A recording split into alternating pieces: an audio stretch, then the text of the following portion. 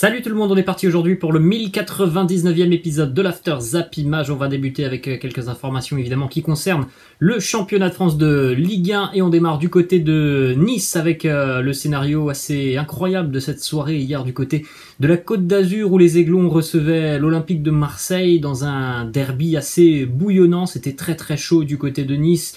Il y avait énormément de public et malheureusement le match n'a pas pu aller à son terme. Le match a été interrompu à la 70e minute de jeu à peu près. L'OGC Nice menait 1-0 dans cette rencontre à 20 minutes de la fin grâce à un but de Kasper Dolberg en tout début de seconde mi-temps. Malheureusement ce match a été interrompu parce que il y a eu un envahissement de terrain de la part des supporters niçois de la brigade sud. Cet envahissement de terrain fait suite à un jet de projectile, un jet de bouteille envers Dimitri Payet qui allait tirer un corner.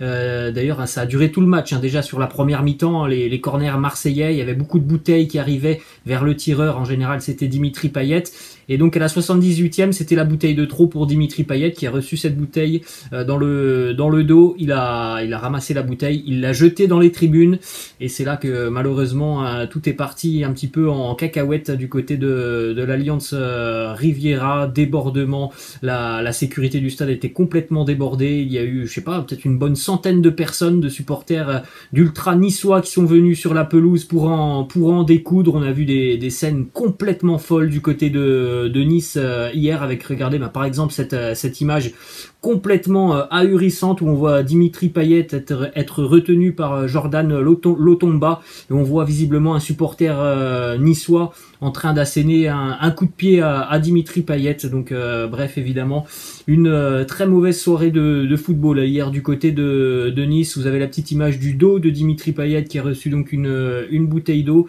évidemment une bouteille d'eau remplie qui arrive à pleine vitesse. Ça peut faire quelques traces dans le dos. Donc vous avez cette trace rouge pour Dimitri Payet qui a pété un câble, mais bon, évidemment ça peut aussi se comprendre pendant tout le match.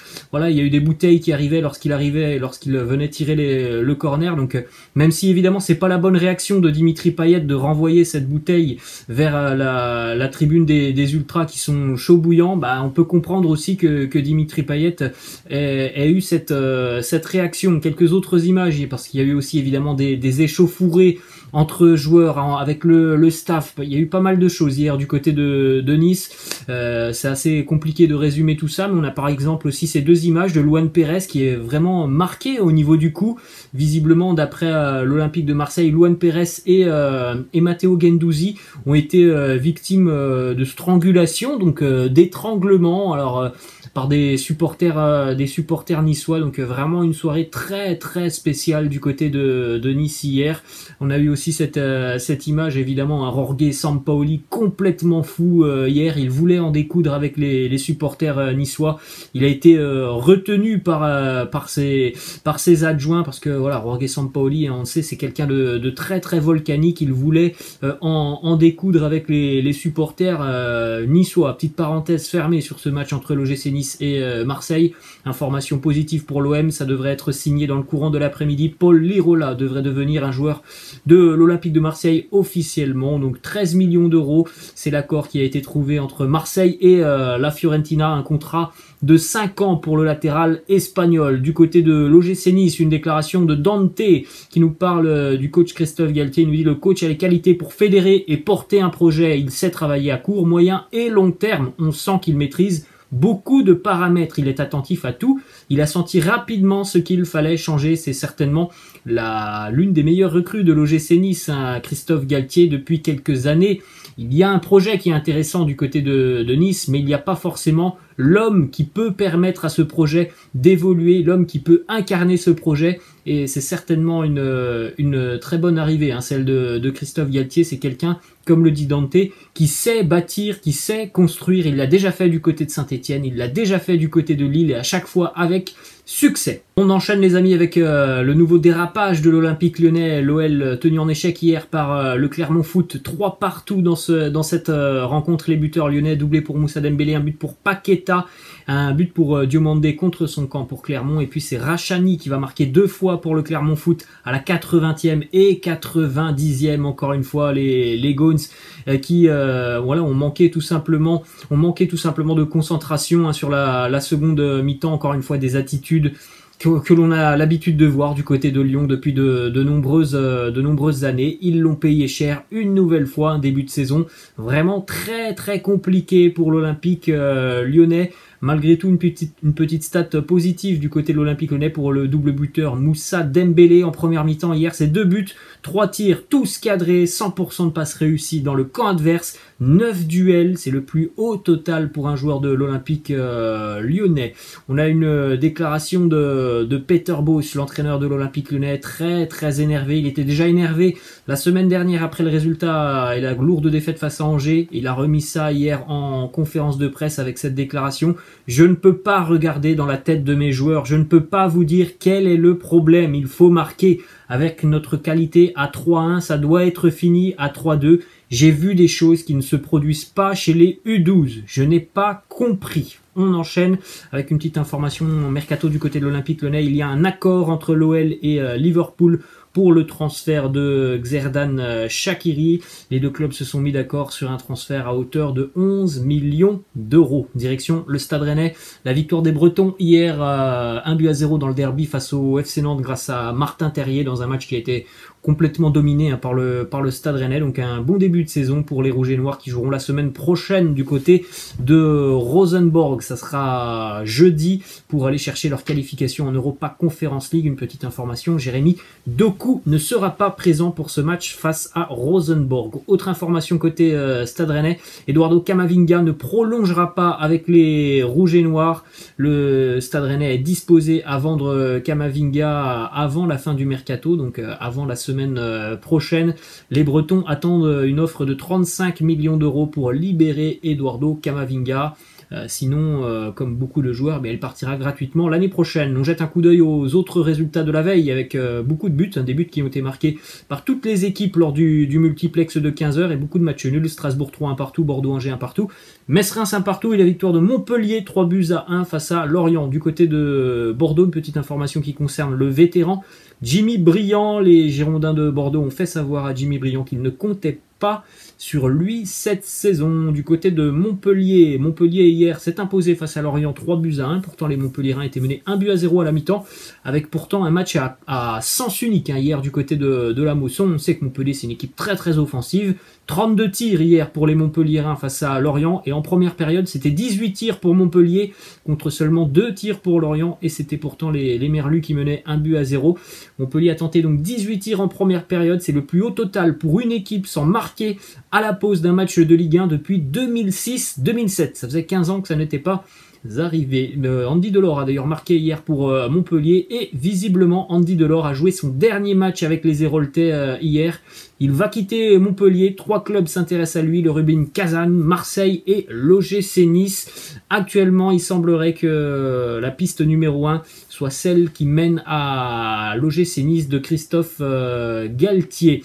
Pour pallier ce départ de Andy Delors, Montpellier souhaite recruter Valère Germain. Il y a déjà des négociations en cours entre le club héroltais et Valère Germain qui est libre de tout contrat. On poursuit les amis du côté de Lille avec une déclaration du président Olivier Létang qui nous parle de l'avenir de Burak Yılmaz, qui a été suivi déjà depuis quelques jours par l'OGC Nice. Le président du LOSC a annoncé que le dossier Burak Yılmaz était mort. Il ne partira pas de Lille. Ensuite, on continue les amis avec du côté du Paris Saint-Germain, une petite information qui concerne Léo Messi. Selon plusieurs quotidiens anglais notamment, l'Inter de Miami serait déjà en discussion avec les représentants de Léo Messi pour une arrivée dans 2 ans, donc à l'issue de son contrat avec le Paris Saint-Germain.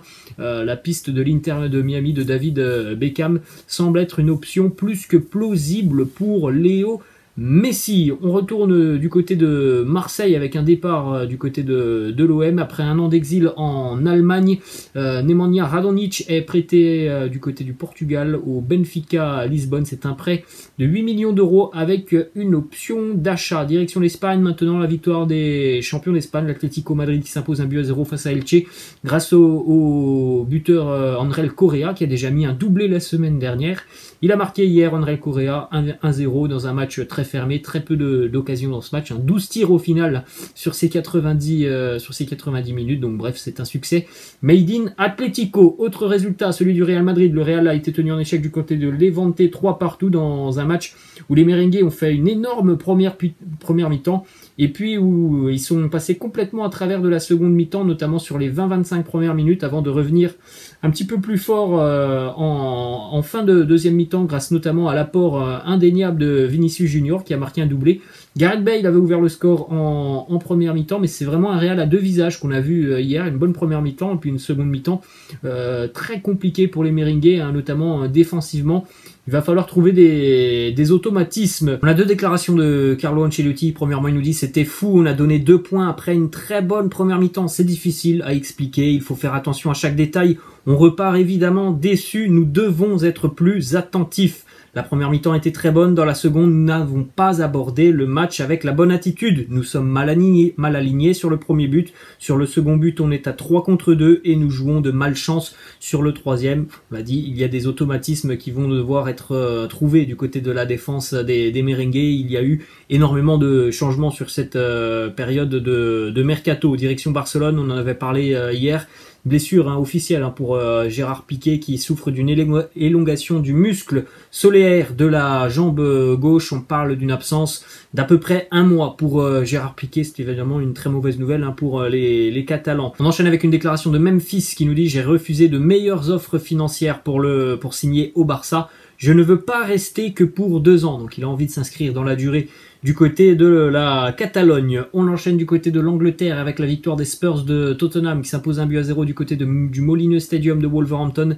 Le buteur de la rencontre, c'est Dele Alli sur penalty. Les Spurs ont été globalement dominés dans cette rencontre, mais en termes d'occasion franche, Tottenham, lorsqu'ils se sont approchés du but des Wolves, en général, ça faisait mal. Une petite image aussi, Harry Kane a rejoué hier avec Tottenham. Il est entré en seconde mi-temps. Il a remplacé Heung-min Son. On rappelle toujours qu'il y a beaucoup de rumeurs qui entourent l'avenir d'Harry Kane. Du côté de Manchester United, les Red Devils ont été tenus en échec hier du côté de Southampton, partout entre les deux équipes. Fred marque contre son camp pour les Saints et c'est Mason Greenwood qui marque pour les Red Devils après avoir déjà marqué la semaine dernière. À noter une nouvelle passe décisive de Paul Pogba. Le Français est devenu le premier joueur de Première Ligue à délivrer 5 passes décisives dès les 2 premiers matchs de la saison. On a un très très grand Paul Pogba en ce début d'année avec les Red Devils. On enchaîne avec le derby londonien, Arsenal qui a le Blues, évidemment, pas de surprise sur cette rencontre. Les Gunners ont été outrageusement dominés par leurs voisins de Chelsea. Victoire 2-0 pour les Blues grâce à Romelu Lukaku et Reece James. Chelsea a complètement dominé cette rencontre face à une équipe d'Arsenal qui sincèrement ne visera pas la Coupe d'Europe cette saison. C'est impossible. Il y a trop de lacunes et de carences dans cet effectif qui ne pourra pas lutter évidemment pour la Ligue des Champions, et je crains même que Arsenal ne puisse même pas lutter pour une place en Europa League. L'effectif des Gunners me semble beaucoup trop faible. Une petite déclaration de Romelu Lukaku au micro de RMC Sport. Il nous dit: il y a beaucoup de jeunes que je connaissais du centre de formation, donc l'intégration a été rapide pour moi. Je n'ai jamais joué dans une équipe qui presse aussi haut, mais c'est bien pour moi physiquement. Je suis à 100%. Il ne lui a fallu qu'une petite quinzaine de minutes hier, Romelu Lukaku, pour débloquer donc son compteur but avec les Blues. Ensuite, déclaration de Thomas Tuchel qui nous dit: grâce à Lukaku, nous pouvons déjouer le pressing adverse avec de longs ballons. C'est un joueur très physique et il rend nos contre-attaques plus efficaces car il prend les espaces. De nombreux défenseurs n'aiment pas l'affronter et il donne une autre dimension à notre jeu. C'est évident que ce n'est pas le même profil du tout que Timo Werner. Déjà, Romelu Lukaku est beaucoup plus adroit devant le but et en plus il a cette dimension physique à énormément presser et aussi à être hyper présent sur les défenseurs adverses qui ne peuvent pas se reposer parce que c'est un joueur qui pose énormément de problèmes dans les duels physiques et aussi par son placement. On a une petite statistique sur le début de saison des Gunners. Pour la première fois en 118 saisons, Arsenal a perdu ses 2 premiers matchs de championnat sans marquer un but.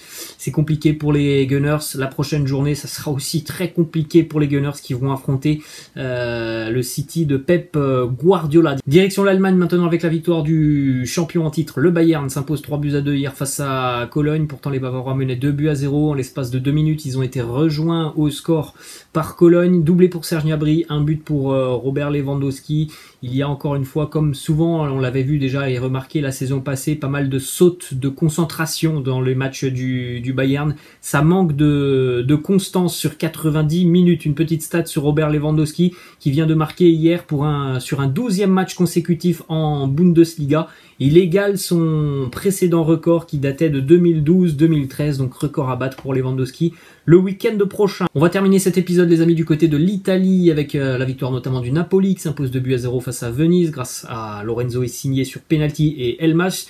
A noter que Victor Osimhen a été expulsé très rapidement dans cette rencontre à la 23e minute de jeu, donc le Napoli a joué quasiment 70 minutes à 10 contre 11, ça n'a pas empêché les Napolitains de s'imposer. On continue aussi du côté de la Roma avec la victoire en championnat pour les hommes de José Mourinho, 3-1 pour la première journée face à la Fiorentina. Un but pour Mkhitaryan, un doublé pour Jordan Verretou. Jordan Verretou déjà très à l'aise en ce début de saison. Ce match s'est là aussi terminé à 10 contre 10, expulsion de Zaniolo côté Roma. Petite information aussi sur la nouvelle recrue Tammy Abraham, il a délivré 2 passes décisives hier, Tammy Abraham, donc plutôt très positif l'entrée de Tammy Abraham pour son premier match avec l'AS Roma. Ensuite, du côté de la Juventus, contre-performance pour les Turinois qui menaient 2-0 pourtant à la mi-temps du côté d'Udine. Ils se sont fait rattraper en seconde mi-temps. Paulo Dybala, Juan Cuadrado, Roberto Pereira et Gérard Deulofeu sont les buteurs de cette rencontre. Un petit peu comme le Real Madrid, la Juve nous a montré de belles choses en première mi-temps. C'était beaucoup plus compliqué en seconde mi-temps. À noter que Cristiano Ronaldo était sur le banc de touche pour démarrer cette rencontre. Il est entré en seconde mi-temps. Il a cru marquer le but vainqueur à la 95e minute. Vous voyez cette image d'ailleurs, Cristiano qui célèbre son but. C'est l'image de gauche hier. Il a évidemment enlevé son maillot. Il a reçu un carton jaune. 1 minute plus tard, le but était annulé par la vidéo pour un hors-jeu très très léger. On poursuit avec une petite information du côté de Milan. Les Rossoneri démarrent ce soir leur campagne de Serie A du côté de Gênes pour affronter la Sampdoria. Il n'y aura pas de Zlatan Ibrahimovic. Zlatan sera absent jusqu'à la mi-septembre. C'est une annonce de l'entraîneur rossoneri Stefano Pioli. Ensuite, on va terminer, les amis, avec une petite image assez folle. C'était lors d'un match amateur au Honduras. Un arbitre qui s'est fait respecter d'une manière assez étrange dans une petite ville du Honduras. Un arbitre a sifflé un penalty. Il y a eu pas mal de spectateurs qui sont venus venus tout simplement invectiver l'arbitre pour lui demander de ne pas accorder ce penalty. L'arbitre a sorti un pistolet de sa poche, il a même tiré au sol et ça s'est bien passé, le penalty a pu être tiré. C'est vrai que dans ce genre de pays comme le Honduras et dans l'Amérique centrale, même pour un match amateur, il peut se passer ce genre de choses et c'est complètement fou. Voilà, les amis, la fin de cet After Zap Image. J'espère que ça vous a plu. N'hésitez pas comme d'habitude à lâcher un petit pouce bleu. Je vous laisse, je vous dis à la prochaine. Ciao.